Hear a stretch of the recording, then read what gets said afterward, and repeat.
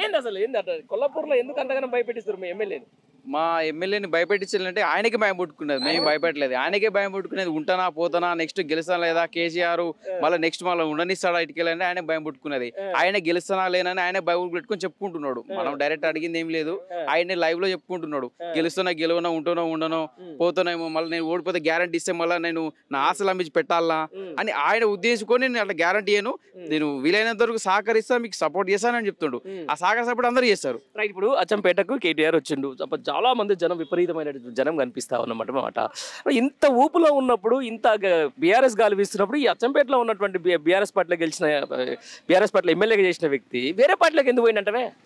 ఏరే పార్టీలో ఎందుకు పోయినామంటే మంది పుకారు ఏం లేపిరంటే మన టీఆర్ఎస్ పార్టీ బీజేపీలో కలవబోతుంది, నరేంద్ర మోడీతో పొత్తు పెట్టుకుంటుందని ఒక ఆడోడియోడు మోపై చెప్తుంటారు కదా.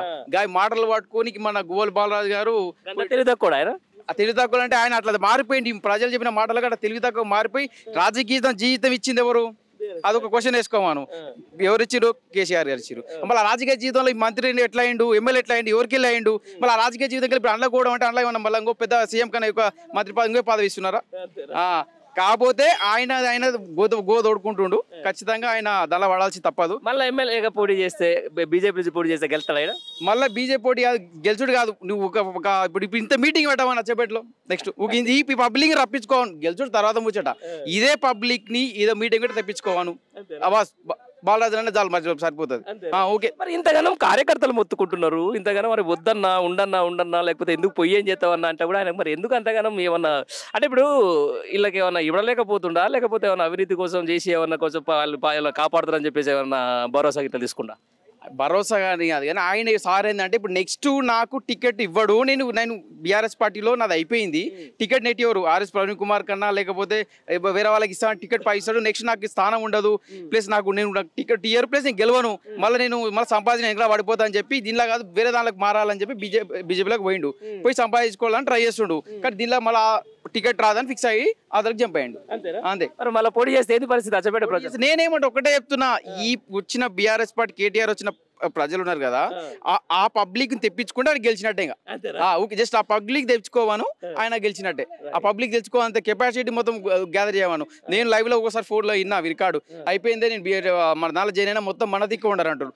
మొన్న రీసెంట్ గా వాళ్ళు జస్ట్ మీటింగ్ పెడితే కూడా రీసెంట్ ఫస్ట్ దీనికన్నా ముందు మీటింగ్ పెట్టారు, అప్పుడే చెప్పారు ఆయన నాయబడి ఉన్నారు, నాయబడి అంటే నేను కూడా ఎవరు వెనుక లేరు, అందరం విన్నా ఉన్నాము, వీడికి వస్తే ఇటుకి రా, లేకపోతే ఇంకా నీ తిప్పలు చూసుకో అని చెప్పారు. ఎవరు కార్యకర్తలు చెప్పారు. అది లైవ్ లో మీరు కూడా చూసి నేను చెప్పడం కాదు, కథ అయిపోయింది. అందుకే ఇప్పుడు దేవులాడుతుండే ఆడో నేను మోప చేసుకుంటాడు. కానీ నెక్స్ట్ ఒకటే చెప్పాల్సింది ఏంటంటే, ఈ పబ్లిక్ కూడా తెప్పించుకుంటే గెలిచాడే, గెలవాడు 200%. నెక్స్ట్ కేసీఆర్ కన్ఫర్మ్, కేసీఆర్ గెలుస్తాడు సీఎం, నెక్స్ట్ కేసీఆర్.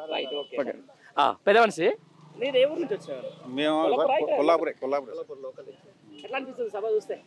సభ చూస్తే ఇంకా అంత 90% 190% టీఆర్ఎస్ ప్రభుత్వం అనే కనపడుతుంది. రెండోటి ఆయన చేసిన పనులు మన కేటీఆర్ వాళ్ళ నాయన కానీ చేసిన, కేసీఆర్ కానీ నీళ్లు కానీ కరెంటు కానీ అన్ని పింఛన్లు కానీ. ఇట్లా మీ ప్రాంతం వాసి అయినా నల్లమల్ల పులి అని చెప్పుకునే ఈ యొక్క నల్లమల్లి పులి మరి ఇంత ఏది చేసినా నాకు ఫస్ట్ నా మేపునారే ముందట, ఆ తర్వాత ఆయన చెప్తాడు. మళ్ళీ ఇక్కడ ఏం ఇక్కడ బోల్పూతలు మాటకు తెలగిపోయి ఏ పార్టీలకు జంపు కాదామని, ఇది ఇంకా ఇవన్నీ తిన్నాం, మళ్ళీ ఇంకా ఇంకో పార్టీలకు పోదామని, ఇవన్నీ ఇంకా తిరగంగానే తిరిగి సంపాదించుకున్నామని ఆయన రూట్. బేసికల్ గా ఎట్లా అనిపిస్తుంది నీకు? చూసుంటావు నువ్వు రాజకీయం దగ్గర ఒక 60 ఏళ్ళు ఉంటావా, 50 ఏళ్ళు ఉంటావా? 55 అంటే కాంగ్రెస్ గవర్నమెంట్ ఉన్నప్పుడు చూసినావు, తర్వాత బీఆర్ఎస్ గవర్నమెంట్ వచ్చినప్పుడు చూసినావు, ఇప్పుడు ఈ కాంగ్రెస్ మళ్ళీ వచ్చినాక చూసినావు. ఎవరిది మంచిగా ఉండే? కాంగ్రెస్ ప్రభుత్వమే లేదు, అప్పుడు కూడా లేదు, ఇప్పుడు లేదు. అప్పుడు కాంగ్రెస్ ప్రభుత్వంలో అయితే కొట్టుకసచ్చి నీళ్ళకు కూడా ప్రతి మండలాల్లో ప్రతి గ్రామాల్లో కూడా నీళ్ళ సౌకర్యం లేదు.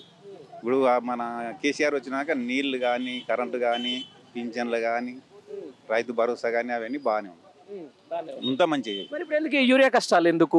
నిజంగా ఈ రైతుల కష్టాలు, యూరియా కష్టాలు అంటే మన దళాయిలు ఎక్కడ చేస్తున్నారో వాళ్ళకి కుమ్మకాయ వాళ్ళు ఎక్కడ అమ్ముకుంటున్నారో ఇక్కడ చేస్తున్నారు. ఇప్పుడు లేదు, పాలమూరు రంగారెడ్డి ప్రాజెక్ట్ దాదాపు పూర్తయింది, మరి ఎందుకు పూర్తి చేస్తలేరు ఇక్కడైనా?